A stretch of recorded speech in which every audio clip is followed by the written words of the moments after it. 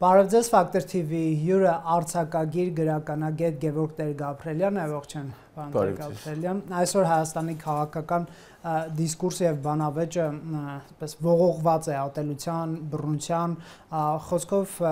ինչպես նաեւ սեռական բնույթի, գիտեք, հայհոյանքներով, ոչ թե ինչ-որ ակնարկներով կամ պես խլեցված ձայներով հայհոյանքներով, այլ շատ բաց պիտակավորումներով, ընդ որում, գիտեք, դա շատ հաճախ արվում է առաջնային դեմքերի կողմից։ Մենք սովոր ենք պես լուսանցքային անձանց կողմից հայհոյանքներ, կարելի է դա հեշտորեն չնկատել, չմտնել այդ դեպքում, բայց երբ որ դա արվում է վարչապետի կամ ընդդիմության առաջնորդների զավակների կողմից եւ այլն, չես կարող ուղղակի չհարաբերվել այդ իրավիճակի հետ։ Այդ դուք ինչպես եք հարաբերվում այդ իրավիճակի հետ եւ ինչով եք դա պայմանավորում։ Ես վաղուց երևի մոտավորապես 1980 թվականից, երբ պատանի էի, սկսեցի ուսումնասիրել ընդհանրապես ինչից է առաջանում բռնության խոսույթը։ Ինձ համար ուսումնասիրել, ոչ թե ինչ-որ գիտականորեն կամ ինչ, հա։ Եվ դրանից հետո մինչև այսօր կարդում եմ, նայում եմ, ուրեմն սկսենք սկզբից, միշտ այդպիսի թեմաների մասին խոսելիս, այ մանավանդ որ դուք էլ նշեցիք բանը, սեռական բնույթի հայհոյանքները, պետք է ընտրել ինչ-որ մի հիմնային պահ եւ դրա վրա կառուցել միտքը։ Ուրեմն սեռական բնույթի հայհոյանքների պատմությունը շատ կարեւոր է։ Ընդ որում սա, ասենք, ռուսալեզու կամ անգլալեզու գիտության մեջ լավ ուսումնասիրված բան է, այն ինչին ես տեղյակ եմ, իսկ հայալեզու գիտության մեջ ընդհանրապես ուսումնասիրված չէ։ Թեման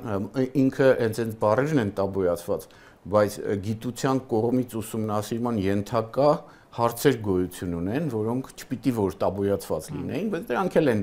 ուղղակի հայկական դիսկուրսում, հա, հայալեզու գիտության մեջ փաստորեն գրեթե չեն ուսումնասիրվել։ Ինչու սեռական բնույթի հայհոյանքներ չեն եղել մեր հանրությունում կամ քաղաքական գործիչների մոտ, թե գիտությանը արգելվել է ուղղակի այդ թեմային մոտ գալ։ Չէ, դե տաբուն եղել է, նախորդային ժամանակ տաբու էր նաև, ասենք, ռուսալեզու գիտության համար, բայց նախախորհրդական ժամանակներում, նախախորհրդային արդեն ռուսալեզու գիտությունը դրանով զբաղվել էր։ Եվ հետո հետխորհրդային ժամանակներում ռուսալեզու գիտությունը շատ ուժեղ սկսեց զբաղվել եւ մենք էլ տեղյակ եղանք նաեւ, ասենք, իմ դեպքում անգլալեզու գիտության ուսումնասիրություններին։ Ուրեմն պետք է սկսել այդ արմատների սոցիալական, պատմական, մշակութային նշանակությունից է։ Այդտեղ 3 արմատ է, գլխավոր խոսքերը, այսպես ասած, դրանք շրջապատված են մոտավորապես երևի մի հավելյալ մի 10 հասկացությամբ, որոնք արդեն մասամբ կարող են եւ այդքան արգելված չլինել, ավելի հաճախ են օգտագործվում եւ դրանց շուրջ կա մի ամբողջ խումբ դրանց արմատները օգտագործելով կամ թերասությունները օգտագործելով կամ պարզապես իմաստը տալով կամ եւ այլն, չէ՞։ Եվ դրանից բացի էլ ավելի մեծ դու կարող ես ոչ մի հայհոյական խոսք չօգտագործելով էլի վիրավորել խոսքային ագրեսիա ցուցաբերել դեպի մյուս մարդը, բայց այդ արմատական այդ 3 բառն է։ Հիմա ինչից է դրա պատճառը ինչն է։ Դրանք սակրալ բառեր են։ Այստեղ շատ կարևոր է հասկանալ սակրալի այդ նաև բանը, հա, որտեվ կան սակրալ բառեր, որոնք վերաբերում են բարձր երևույթներին, եւ կան սակրալ բառեր, որոնք վերաբերում են ցածր երևույթներին։ Ասենք մենք գիտենք, որ կան մշակույթներ, որտեղ Աստված բառը չեն գրելիս, գրում են A գծիկ C, որ, այսպես ասած, ունայնորեն չօգտագործեն։ Հա, սակրալացված բառ է։ Բայց մենք նաև գիտենք, որ, ասենք, Միխայել Բուլգակովի Վարպետը եւ Մարգարիտում նա փոխանակ դիավոլ անունը տա, գրում է Վոլանդ, այսինքն դիավոլի անունը դնում է Վոլանդ, որը դիավոլի վերաձևակերպումն է, այնտեղ ընդ որում ռուսերեն-ին, լատիներեն ն-ի նմանությամբ խաղ է արել եւ ստեղծել է Վոլանդ անունը։ Հա, այսինքն եւ բարձրն է սակրալացվում եւ այսպես ասած ունայնորեն որ չօգտագործվի, ինչ որ ձևափոխումների ենթարկվում եւ ցածր է եւ շատ կան այդպես։ Ուրեմն այդ բարձը ինչի են սակրալացվել այս բառերը, որովհետև համաշխարհային քաղաքակրթության, մարդկության զարգացման մեջ ընթացքում այդ բանը, այս բազմանալու խնդիրը, այսպես ասած, ամենակարևոր խնդիրներից մեկն է եղել։ Եվ դրա շուրջ ծեսերն են ձևավորվել, ամուսնության ծեսը, իր բոլոր դժվարություններով եւ այլնով, եւ ուրեմն այդպես այդ բառերը եղել են։ Հիմա բայց այդ սակրալ բառերի օգտագործումը տեղի է ունենում որոշ դեպքերում, ասենք նախ եւ առաջ կանոնը խախտելիս ագրեսիա ցուցաբերելու համար, հա? Եվ դա էլ լավ ուսումնասիրված է, ասենք ռուսերեն կան ուսումնասիրություններ, թե որ դեպքում է հայհոյանքը, քֆուրը, ուշունցը, հիշոցը, հա, օգտագործվում։ Մի պատճառաբանություն այն է, որ դա ազատագրում է, ազատության դրսևորում է, այսինքն երբ դու էմոցիոնալ բան ես ուզում ասես, որովհետև նեղված ես, դու դա օգտագործում ես։ Կա նույնիսկ բացատրություն, որ խորհրդային ժամանակ դա հատկապես ծաղկեց, որպես ազատագրման արտահայտում իշխանության, իշխի արտահայտումների դեմ, ռեժիմի դեմ։ Այո, եւ այդպիսի մշակույթ ձևավորվեց, որ այն բոլոր մարդիկ կամ իրենք այդպես էին կարծում, որոնք այսպես ասած ռեժիմի դեմ են, իրենց խոսքում օգտագործում են հայհոյանքը, որպես նշան, որ այսպես ասած իրենք բանել, հա, անհամաձայն են։ Բայց նաեւ այստեղ ձևավորվեց մի ուրիշ շատ հետաքրքիր բան, դա բլատնոյ գողական խոսույթը, որը հսկայական մասշտաբների հասավ, գուլագի պատճառով, հա, այդ ամբողջ վիճակի, երբ միլիոնավոր մարդիկ գտնվում էին փաստորեն ստրկատ իրական անմարդկային վիճակներում, մահանում էին հենց տեղը, շահագործվում էր նրանց աշխատանքը եւ այլն, եւ այդ ճամբարներում բլատնոյները, որոնք նախախորհրդային ժամանակներում ունեին իրենց թաքուն լեզուն, ընդ որում ըստ իրենց կանոնակարգի հայհոյական բառերը իրենց մոտ էլ ավելի տաբույացված են, հա, մարդ կարող է կյանքը, այսպես ասած, վարի տալ, եթե սխալ կերպով օգտագործի այդ բառերը, բայց խորհրդային ժամանակներում այդ ամեն ինչը գլխի վար շուռ եկավ, որովհետև շատ շուտ իշխանությունը հասկացավ, որ իրենց լավագույն գործընկերը բլատնոյներն են քաղաքականների եւ մյուսների վրա իշխանությունը պահպանելու համար։ Դրա համար գուլագի պայմաններում առաջացավ այդ միասնությունը իշխանության ու բլատնոյների, որոնք իշխում էին մնացածների վրա։ Տեսեք, պարոն Գաբրելյան, տեսեք, այսօր ինչու է օգտագործվում, ասենք սեռական բնույթի հայհոյանքը կամ բռնության խոսքը, դրանք տարբեր երևույթներ են, ուղղակի հարցադրման մեջ եմ ես դրանք նույն իրար կողքի դնում ամենևին չփորձելով դրանք նույնացնել իմաստային առումով կամ ատելության խոսքը եւ այլն, հա։ Արդյոք շատ վատ բան եմ ասում, հանրությունը այդ լեզվով է հասկանում քաղաքական բանավեճը։ Այսինքն, այսպես արիստոկրատ, ինչ որ վեհ բառերով միգուցե մարդիկ երևույթները չեն կարողանում լավ ընկալել եւ քաղաքական գործիչները հասկացել են, որ մարդկանց երևույթների մասին մեր պատկերացումները քարոզելու լավագույն ձևը բռնության խոսքով կամ հայհոյանքով կամ ատելության խոսքով համեմված բառապաշար օգտագործելն է։ Այ ինչու են ընտրազանգվածի հետ եւ ոչ քաղաքացիներ, ընտրազանգվածի հետ քաղաքական գործիչները իշխանություն թե ընդդիմություն նախընտրում այս թվում է թե ստորացուցիչ բառապաշարը օգտագործել, որովհետև նայեցեք հիմա եթե ես եւ դուք սկսենք նման բառապաշարով իրար հետ խոսել, երկուսս էլ կվիրավորվենք, որովհետև դա կուլտուրական չի, այսպես ասենք, հա, բայց մարդիկ ընդվզում չունեն սրա դեմ ստացվում է։ Ինչու՞։ Ոչ թե դա կուլտուրական չի։ Եթե դրա մեջ չկա ագրեսիայի տոկոս, ապա դա կուլտուրական չի կամ ինչպես ես ասացի, խորհրդային դիսիդենտ մտավորականների շրջանում հենց դա էլ համարվում էր կուլտուրական ինչ որ նշան։ Դա Քանի ռեժիմի դեմ էր, իսկ հիմա դա ագրեսիա է։ Եթե դա ագրեսիա չի, ելի եմ ասում, էմոցիայի իրադրության մեջ եւ այլն դու որոշակի սահմանափակումներ ունես, դու կարող ես օգտագործես այդ բառերը։ եւ ինչ տեղի ունեցավ, ասենք արևմտյան մշակույթներում, ասենք անգլիալեզու միջավայրում, այդ բառերը դադարեցին լինել արգելված, տաբոյացված բառեր։ Շատ հաճախ, ընդ որում տեսեք ինչ հետաքրքիր բաներ է տեղի ունենում։ Սկզբում անգլիալեզու միջավայրում դադարեցին, հետո ռուսալեզու միջավայրում դադարեցին, հիմա վերադառնում է, որովհետեւ ցենզուրա են դնում վերևից, բայց համացանցը ռուսալեզու լի է դրանով ու մինչև այս հայալեզու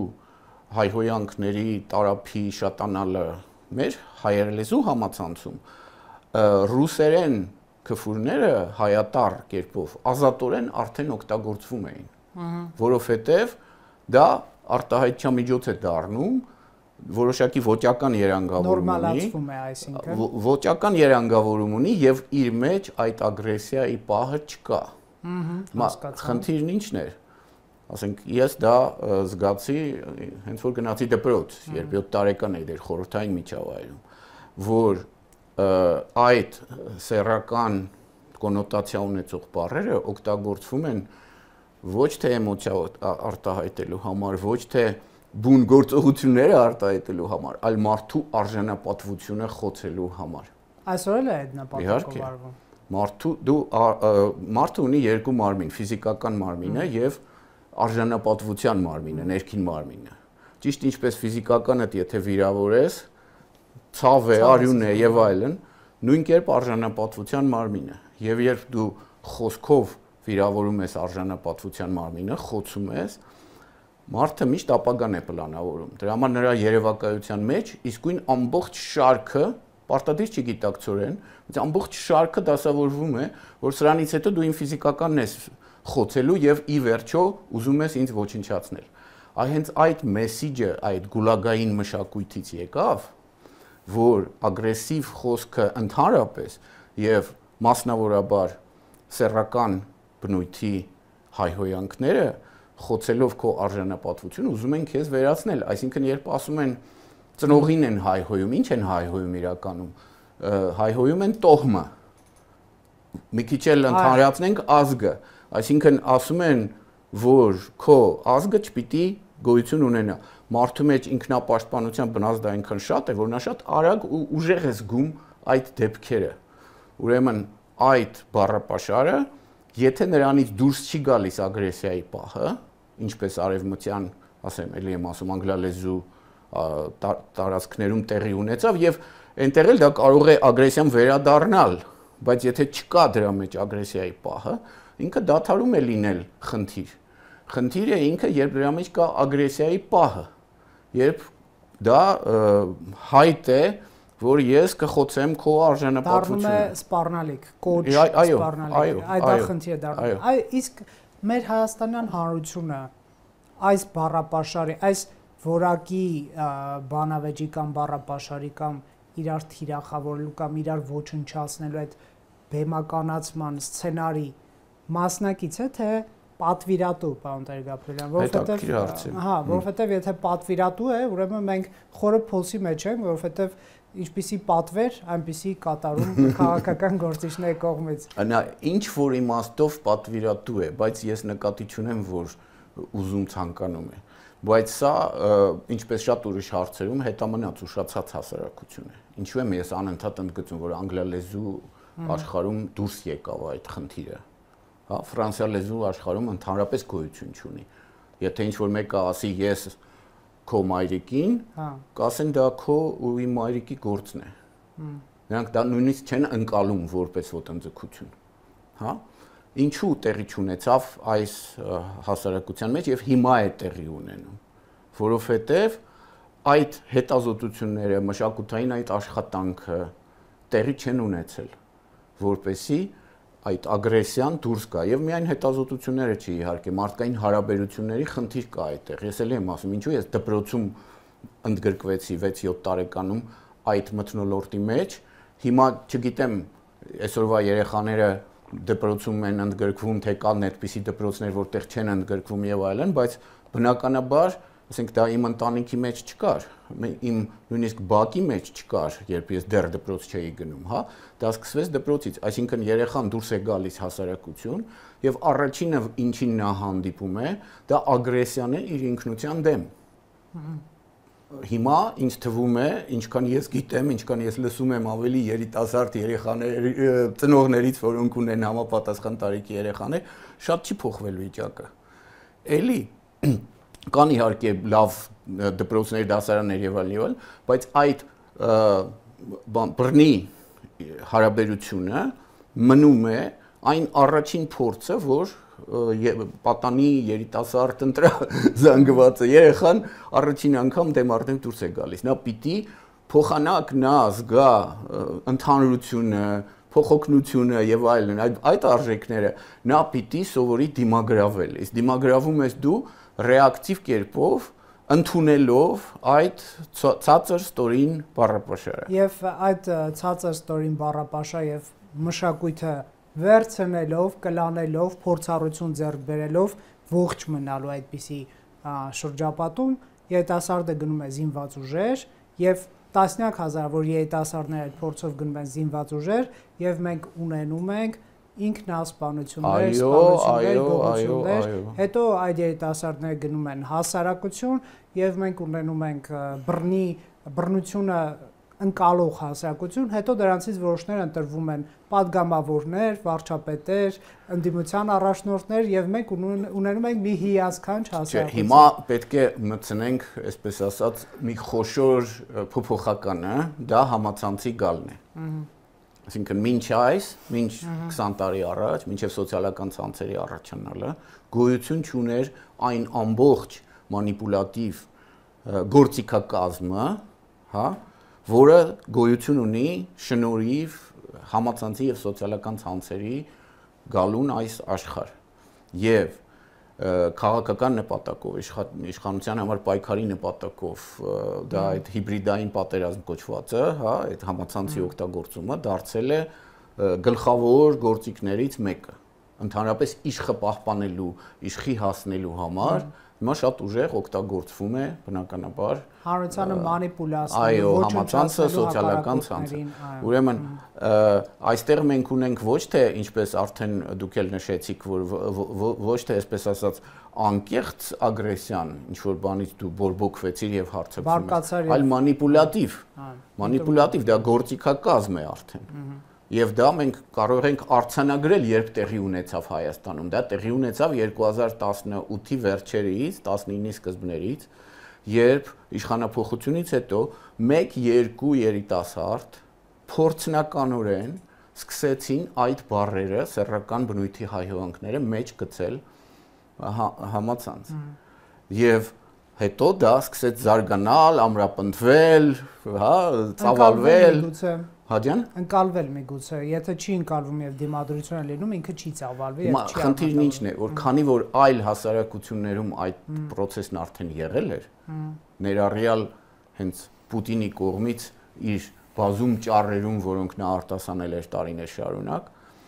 պարզ էր, արդեն գիտությունը մեզ հուշում է, որ այստեղ էլ նույնն էր լինելու, այդտեղ չընկալվելու բան չի լինելու, քանի դեռ այդ բառապաշարից ագրեսիվության պահը դուրս չի մղվել,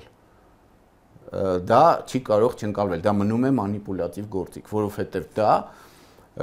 գրգռում է նրանց, ովքեր ոչ միայն հասցեատերերին, այլ շուրջը, եւ դա իշխանության գլխավոր միջոցներից մեկն է եւ նկատի չունեմ միայն պետական քաղաքական իշխանության, նաեւ այլ իշխանական խմբերի, որոնք պայքարում են իրար միջև, ստեղծել առիթ, օրակարգային իշխը, ստեղծել օրակարգ, այ հիմա ես մի հատ քֆուր կդնեմ, դրա շուրջ կծավալվի օրակարգ, ուրիշ բաներ չեն քննարկվի։ Եվ ընդհանրապես ամբողջ այդ համացանցային, այդ սոցիալական ցանցերի մշակույթը շատ ուժեղ դրա վրա է, չէ, հիմնված։ Ես սեփականացնեմ օրակարգը։ Եվ կներեք, սոցցանցերի ալգորիթմները իրենք ավելի շատ են տարածում բացասական, ագրեսիվ, հայհոյախառն խոսքը, օրինակ նույն ես չեմ ուզում կոնկրետ անուն տալ, բայց կա սոցցանց, որտեղ ես շատ ակտիվ եմ, Facebook-ի չի, եւ նայում եմ feed-ը, բերում է ամենա ագրեսիվ, ամենադաժան, այսպես բառապաշարով խոսքը եւ հիմնականում արտասահմանցիներ են հետեւում ամերիկյան քաղաքականությանը, այնտեղ էլ մի ուրիշ կինո է իրականում, այնպես չի որ միայն մեզ մոտ է բոլորին հանգստացնենք։ Ուղղակի դրսևորումները մեզ համար երևի նոր են։ Ուզում եմ ասել նաեւ սոցցանցերը ձեր ասած աջակցում են նման ալգորիթմների տարածմանը, այո։ Դե նախ ես մասնագետ չեմ, երկրորդը այո, սոցցանցերը ունեն որոշակի վատ նպատակով մտածված թե լավ նպատակով մտածված մեխանիզմ։ Մի կներեք, որ այսպես եմ ասում, մի հայհոյան գրենք կետ Գևորգ Տեր-Գաբրելյան։ Ձեր այս հարցազրույցը կնայի 100,000 հոգի, պարոն Տեր-Գաբրելյան։ Իսկ եթե մի այսպես ինչ որ խելացի միտք դնենք, հաստատ այս հարցազրույցը կնայի 1000 հոգի։ Դե դա իրականում դա էլ է հին խնդիր, որովհետև երբ ստեղծվեց, մինչև դեռ համացանցի գալը, երբ ստեղծվեց մեդիա աշխարհը, գիտեք այդ մոտտոն, այդ լոզունգը good news no news։ Լավ լուրը, լավ նորությունը լուր չի, ինքը մարդկանց չի համախմբում։ Եվ շատ հասկանալի պատճառով, որովհետև մարդը իր էլի այդ ինքնա պահպանության, հա, բնազդով հակված է վատին ուշադրություն դարձնել, որ ժամանակին կարողանա ռեակցիա տալ։ Այդ լավը, ճիշտը մարդու բնական ցանկությունն ու վիճակն է։ Այսինքն եթե լավ է ամեն ինչ, շատ լավ, թող այդպես էլ լինի, հա, ռեակցիան ուժգնանում է, երբ վատն է։ Դա բերում է նրան, որ երբ օգտվում են դրանից մանիպուլատիվ նպատակներով, եւ ինքնըստինքյան է ստացվում, որ ուշադրությունը ավելի շատ գրավում է ցնցողը, վատը, տաբուն խախտելը եւ այլն եւ այլն։ Դա դարձել է նաեւ, էլի եմ ասում, կա իշխանության քաղտնտեսությունը, ինչպես ուշադրություն գրավել օրակարգային, այսպես ասած, հա, թեմա ստեղծել, եւ կա բիզնես քաղտնտեսությունը։ Ի վերջո կնոջ մարմնի առարկայացումը նույն պատմության մասն է։ Այսինքն բիզնես քաղտնտեսությունը նրա վրա է հիմնվում, որ ինչքան կարելի է շատ կնոջ մարմնի հետ կապված նյութեր առաջարկել, որովհետև հաստատ դա ուշադրություն է գրավում։ Ընդ որում ոչ միայն տղամարդկանց, այլև կանանց ուշադրություն է գրավում։ Վերջին շրջանում տղամարդկանց սեռական կյանքն է Հայաստանյան հանրության ուշադրությունը գրավել վարչապետի ձեռամբ։ Դե որովհետև այդտեղ տաբու է խախտվել, լավ բան եք ասում։ Տաբուի խախտման հետ իհարկե, եւ ոչ միայն դա, նաեւ այստեղ կա այն հանգամանքը, որ դու որպես ինչ ես հանդես գալիս։ Դու հանդես ես գալիս որպես մարդ, որին վիրավորել են, եւ դու պատասխանում ես։ Հա? Դու քանի գլխարկ ունես դու ունես գլխարկ, ասենք պաշտոնական անձի, եւ դու ունես գլխարկ որպես մարդ։ Հիմա դու որպես մարդ ես ռեակցիա տալիս, թե դու որպես պաշտոնական անձ ես ռեակցիա տալիս։ Մենք գիտենք, որ ասենք շատ կազմակերպություններում, արտասահմանում նույնպես, ասվում է, եթե աշխատում ես մեր կազմակերպությունում, իրավունք չունես սոցիալական ցանցերում գրել այսպիսի կոմենտարներ, վերջացավ գնաց։ Չես ուզում մի աշխատի, մենք մասնավոր կազմակերպություն ենք, խոսքի ազատության հետ դա կապ չունի, դա մեր մասնավոր բիզնեսի օրենքներն են։ Բայց եթե կա կազմակերպություն, որտեղ չի դրվում այդ, հա, սահմանափակումը, ապա ազատ է ու բաց է, ով ինչ կուզի, կասի, ես հիմա այս գլխարկով եմ հանդես գալիս, որպես պաշտոնական անձ կամ որպես այս կազմակերպության ներկայացուցիչ, versus ես հիմա որպես մարդ եմ ռեակցիա տալիս, ոնց կարող եք ինձ սահմանափակել։ Կնայեք, եկեք հասկանանք ուր է սա գնում, ուր է տանում, դուք անգլալեզու կամ ռուսալեզու տարածքի մասին խոսեցիք եւ ասում եք, երբ որ ագրեսիան դուրս է գալիս, ինքը ինչ որ իմաստով նորմալացվում է, ես ոնց հասկացա, եւ կամաց ինքը ծրվում է։ Այո, կրիմինալ չի, հա, այսինքն նույնիսկ այդպիսի բառապաշար առավել եւս խոսքը նույնը չէ, ինչ գործը։ Այո, այս շատ կարևոր բան է, գործը, տեսեք, մենք մեր քաղաքական մշակույթը, թողինձներն մշակույթ անվանելու համար այն ինչ որ այսօր կա Հայաստանում, քաղաքական բռնություններ շատ է տեսել, պարոն Տեր-Գաբրելյան, մեծ է ռիսկը, որ այս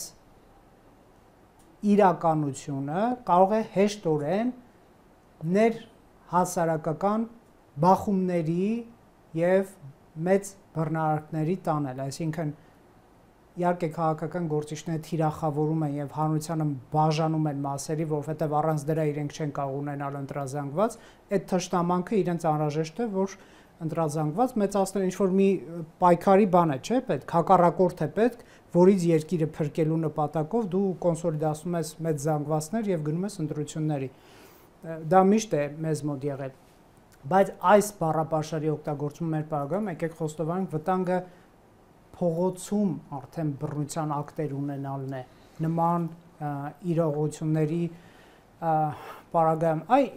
Եթե մենք գնում ենք այս ճանապարհով, այս բռնության խոսք, ատելության խոսք, հայհոյանք եւ այլն, դրանից ձեռբազատվելու տարբերակ չկա, որն է բանաձևը սա չդարձնել արդեն քաղաքացիական պատերազմի նախերգանք, եթե չասենք պատերազմ, ինչ եք դուք։ Դե նախ այդ ապատաբոյացման process-ի հետ կապված հետեւյալ բանը ասեմ, որ ամեն մարդ չի, որ ամեն պաշտոնյա չի, որ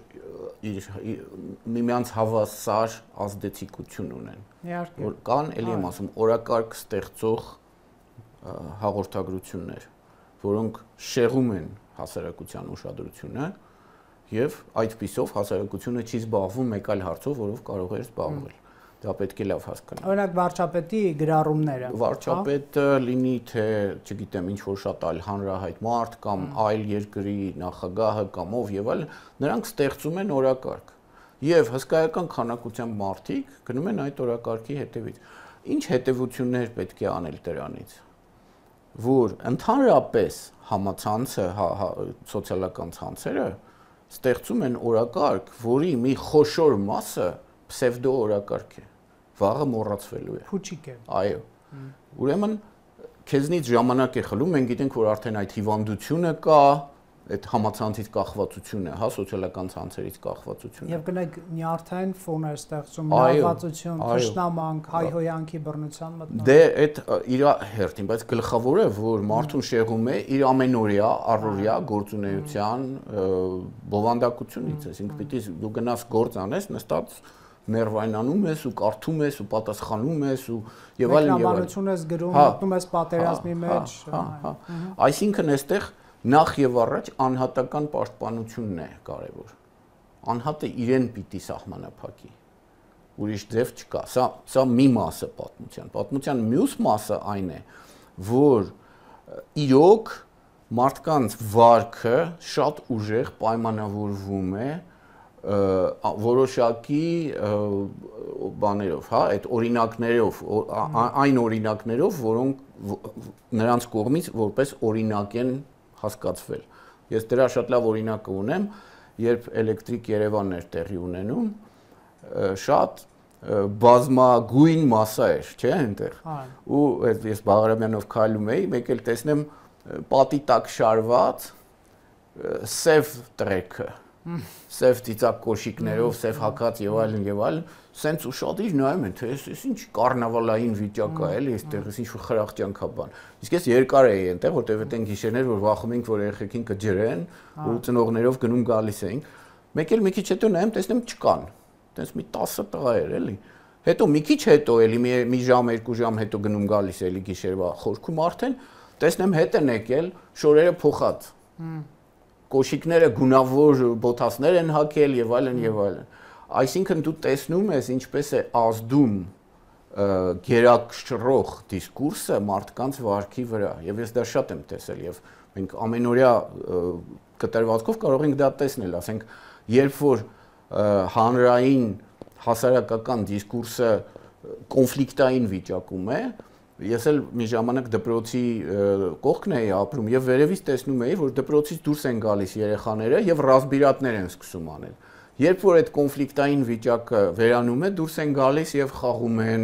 ժամադրություններ են տեղի ունենում եւ այլն։ Այսինքն այդ երեխաները կարծես ճշգրիտ, այսպես ասած, բանը լինեին, հա, հայլին լինեին հասարակական իրադրությունների։ Ու դա այդ առումով իհարկե այն մեսեջները, որոնք գալիս են ուշադրություն գրավողներից, հա, դիսկուրսի վրա որոշակի իշխանություն ունեցողներից, ամենա կողմնորոշիչ մեսեջներն են, թե դեպի ուր պիտի գնա հասարակությունը։ Բայց կա նաև մյուս պահը, ապատաբույացումը ընդհանրապես բերելու է դրա այդ ուժի, այդ սայրի անհետացմանը։ Այսինքն դա այլևս զենք չի լինելու։ Այո, որովհետև օրինակ մարդու օրինակ պայմանական ասած հոգեվորականների սեռականությունը հրապարակել եւ քննարկման առարկա դառնալը եկեք խոստովանենք մեր հանրությունը բան չի ընկալում դա այդպես մեծ ինչ որ կոմպրոմատ չի ընկալում որ վայ տեսեք նրանք սեռական ակտով են զբաղվել ինչ խայտարակ բան է տեղի ունեցել սա օրինակ էր այն բանի որ ապատաբուացումը մի տեսակ արժեզրկում է այդ հավանական կոմպրոմատները այո հասարակությունը բավական զարգացած է ուղղակի իր դիսկուրսը զարգացած չէ եւ ուժեղ է այստեղ երեսպաշտությունը այ ինչ նկատի ունեք հետաքրքիր դե այն բանը ինչի՞ց են առաջանում տաբուները սկզբում դա իմաստ է ունեցել ամոթի ինստիտուտից այո սակրալ բարերի հասկացությունների սակրալացումը դա իմաստ է ունեցել ամեն ինչը իմաստ է ունեցել այսինքն կինը եղել է առևտրի առարկա այդպիսին է եղել հանրային հասարակության հարաբերությունների սկզբունքը որ առուծախ են անում կնոջը որովհետև դա կապված է հարստության հետ ժառանգության հետ եւ այլն հիմա կինը ազատագրվել է նույն կերպ այդ սակրալ բարերի տաբույացումը կարևոր էր այն ժամանակ երբ դա ուներ քաղաքտնտեսական իմաստ հիմա դրա իմաստը կորել է մարդու ազատության աստիճանները շատ ու շատ ավելացել են դրա համար դրանց ագրեսիվ օգտագործումը մի գործոն է իսկ ինչու է մարդը ռեակցիա տալիս երբ դրան ագրեսիվ երբ դա իր դեմ ագրեսիվ օգտագործվում է այդ թասիբի ամոթի այսպես ասած հա այդ արժեքների պատճառով իսկ դա արդեն երեսպաշտություն է այսինքն ինչպես ֆրանսիացին է ասում դա իմ մայրիկի եւ քո գործն է վերջացավ գնաց այդտեղից այդ ագրեսիան դուրս է գալիս դու հասկանում ես որ դրանով չես կարող նրան խոցել հա եւ իրադրությունը փոխվում է պիտի իրադրությունը փոխվի լավ կլիներ որ գիտնականները հանրային այսպես մտքի պատմությամբ զբաղվողները տեքստեր ստեղծեին այդ ամեն ինչը բացատրեին դա նույնիսկ ուսուցանվեր հա լինեին հետազոտություններ օրինակ մենք գողական բառարան ենք հրապարակել գողական տերմինների բառարան ու մեզ երեսպաշտորեն ասում են ինչու եք այսպիսի գործանում որ մարդիկ սկսեն օգտագործել եղբայր այդ այն լեզուն է որով բոլոր երեխեքը բակերում խոսում են այդտեղ ոչ մի թաքուն բառ չկա համարյա ոչ մեկի համար հա մենք ընդհակառակը դուրս ենք բերում այդ հարցը որպեսզի մարդիկ կարողանան հասկանալ տեսնել այնտեղ ինչ պատճառով է այդ բառապաշարը ստեղծվել, ինչպես է օգտագործվում, դա հո միայն այդ օրենքով գողերի կողմից չի օգտագործվում։ Իհարկե։ Հենց այդ է հարցը։ Այսինքն այդ երեսպաշտությունը, որը խանգարում է մեր հասարակական նաև գիտական զարգացմանը, պիտի դեն նետվի։ Փոխանակ փող տան, որ ուսումնասիրվի թե Արատայի ժամանակ իբր այն ժամանակ եղած հայերը ինչով էին զբաղված, պիտի պետությունը փող տա, որ ուսումնասիրեն թե 20-րդ դարում ոնց տեղի ունեցավ, որ գուլագից հետո գուլագի պատճառով այդ գուլագային մշակույթը, այդ բռնության մշակույթը դուրս այսպես ասած ափերից դուրս եկավ եւ ողողեց ամբողջ խորհրդային ժողովրդին։ Եվ ամեն տեղ, ամեն մշակույթում իր տարբեր ձևերով։ Պիտի փող տան, որ ուսումնասիրվի թե ինչպես է տեղի ունենում, որ այդ հայհոյանքը դառնում է արդեն գործողության պատճառ, որ այդ ագրեսիային պատասխանում են գործողության ագրեսիայով, արդեն բռնությամբ գործողության մակարդակով։ Տանգավորը եւ հենց դա է, որ հայհոյանքը արդեն օգտագործում է բերում է բռնության ակտի։ Այո, ինչու պիտի եղբայրը այդ երեսպաշտ պատկերացումների պատճառով, որ իր քրոջը ինչ որ մեկը թարց նայել է, ընկնի դանակահարության ինչ որ պատմության մեջ, հա։ Լիքը այսպիսի պատմություններ են իրար դանակահարում։ Այո։ Այսինքն երկարից նայել իմ հետևից կամ իմ կնոջը։ Այսինքն երեսպաշտությունը շատ վտանգավոր բան է։ Երեսպաշտությունը դա հենց տաբույացնում է, հա, քյարթույացնում է հասարակությունը եւ թույլ չի տալիս, որ նորմալ զարգացումը տեղի ունենա, բայց դա ամրապնդվել է տասնյակ տարիների ընթացքում նաև այդ նրանով թե ինչն են որպես առաջնայնություն դիտարկել Հայաստանի գիտնականներին, փող տվողները, պետությունը եւ այլն։ Լավ, այս մի հարցի եթե չտամ իմ կարծիքով կիսատ կմնա Հայաստանյան հանրության ազատագրումը ինչից կարող է սկսվել։ Ազատագրումը ինչից։ Ազատագրումը երեսպաշտությունից։ Միայն սկանդալային դեպքերի միջոցով է դա տեղի ունենում։ Ամբողջ աշխարհում դա տեղի ունեցել միայն սկանդալային դեպքերի միջոցով։ Մի բան էլ ես ասեմ շատ պրովոկատիվ։ Շատերը, որոնք հիմա բողոքում են այս սկանդալից, իրենք երեսպաշտ են։ Ինչու՞։ Իրենք կարծում են իրենք ճիշտ ու լավ չափանիշների տեսակետից են բողոքում, որ ինչ խայտառակություն է եւ այլն։ Իրականում իրենք երեսպաշտ են։ Այդպիսի խնդիր գոյություն ունի։ Մարդը ինքն իր մեջ պիտի նայի, ինքը պիտի կարողանա հասկանալ, ինչպես ինքը ինչ պիտի անի, որպեսզի հասարակությունը իր փոքրիկ դերը կատարի հասարակության մեջ այդ երեսպաշտության այդ ակցիանից, այդ ծուղակից դուրս գալու համար։ Շնորհակալ եմ զրույցի համար։ Խնդրեմ։ Մի եղեք երեսպաշտ, շնորհակալություն Տեր Գաբրելյան։ Հարգելի հեռուստադիտողներ, Factor TV-ում հյուրընկալել ենք արձակագիր եւ գրականագետ Գևորգ Տեր Գաբրելյանին։